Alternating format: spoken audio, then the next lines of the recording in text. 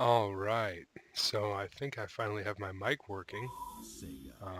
I am making these videos for three of my friends. They also enjoy Total War Warhammer, as I myself do. Um, I want to make sure I got the sound right here.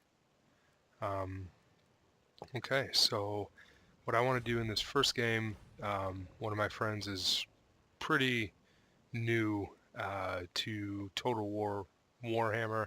He played Total War in the past, so let's just dive right into the basics here. I want to do. Let's do battle first. Let's just get some battle stuff out of the way. Um, just want to show some things here that you can do. So obviously, this is the battle screen. This is, you can fight computers or you can go online and fight people. I'm not going to get too much into this right now.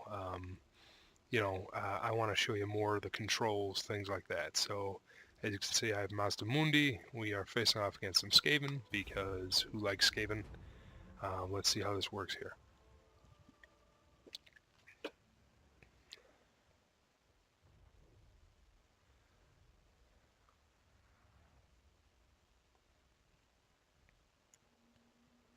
So for this first video, I just want to show the true basics of everything, um, go over that, and then I will make a separate video showing some more advanced tactics and going over other things that may be useful to a player. So first thing, obviously, we have the menu.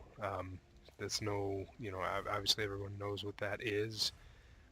If you don't, sorry. Obviously, there's the chat button. That's if you're playing multiplayer. Advisor. That's obviously if you need help.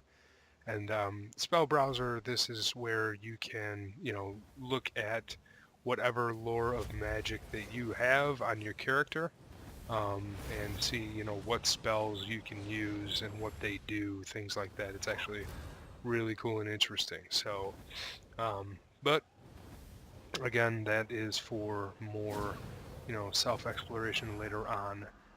You can also upgrade almost every spell, and you can see what the upgraded version does versus the non-upgraded version. So just keep that in mind. Um, Over here, we have the tactical map versus the just regular battle map. Tactical map would take you out like that, and you just click on it again, takes you back to where you started. Down here is your Winds of Magic. The Winds of Magic, that tells you how many spell points you have for your spells. Every spell costs a certain amount of spell points. Your spell points recharge as the battle goes on.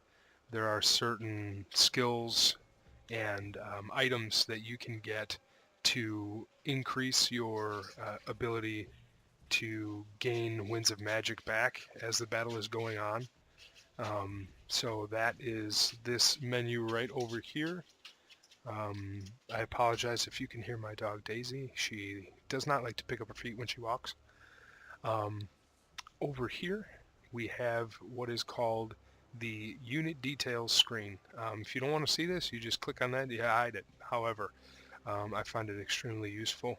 As you can see, we have Lord Mazdamundi selected. However, even if you just hover over that unit, or if you click on it, it will keep this here. But if you hover over a different unit, it will show that unit's stats in comparison to the unit you have selected. So right now, it is comparing the Saurus Warriors to Mazdamundi himself.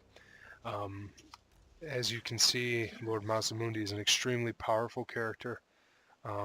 We have a bunch of his spells over here, which, we'll go to in time, but right now I just kind of want to show you the layout of everything. These spells are over here. Each spell tells you what they do. All you have to do is hover over it. Also, Lord Mazdamundi has 4 spells over here. As you can see, um, those are usually more powerful abilities that lords have. And, you can see that this regular unit does not have any of that. Some higher tier units have some special abilities like dragons have.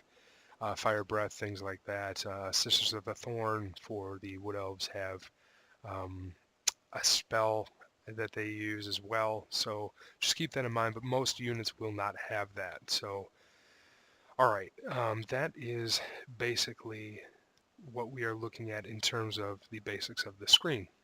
Last thing here, this tells you what faction you're playing as. This is the timer. If the timer runs out and you're the attacking army, you lose the battle. So if you're the attacking army, you want to be more aggressive than if you are the defending army.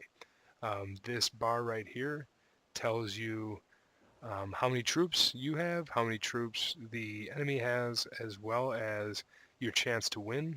This yellow bar is me in this case, so it's giving me, it looks like about a 55-60% chance to win. The red is always your enemy. So that is the basics of the menu. So kind of just wanted to show you that. Also, one more thing here on the main menu is cinematic view.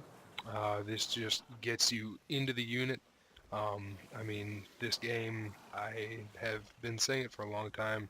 It just, the units are amazing. The detail is amazing.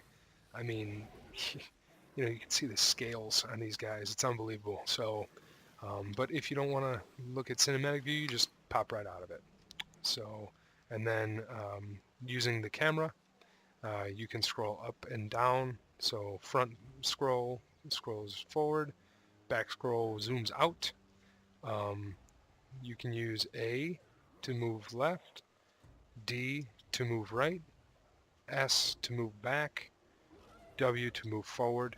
And if you hold shift, you can move the camera faster. I don't want to make anybody sick, but as you can see, this is a lot slower than this. So also, if you want to rotate in a circle, you can just use Q or E. So E goes to the right, Q goes to the left. And then also we can use Z and X to scroll in and out instead of using the mouse. If you want to look more forward or even look straight up at the sky, you can press V. To look further down, press C. So obviously for a battle, we're going to want to kind of be facing forward. And that is about it for this menu. The only other thing is this toggle army panel. I've never seen anyone ever play without the army panel on. It's kind of nice to know how your troops are doing, especially when it's a big army with about 20 units on your side.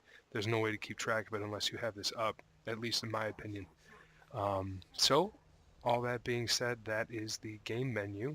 I'm going to go ahead and cut this off here because I want to make sure that my next video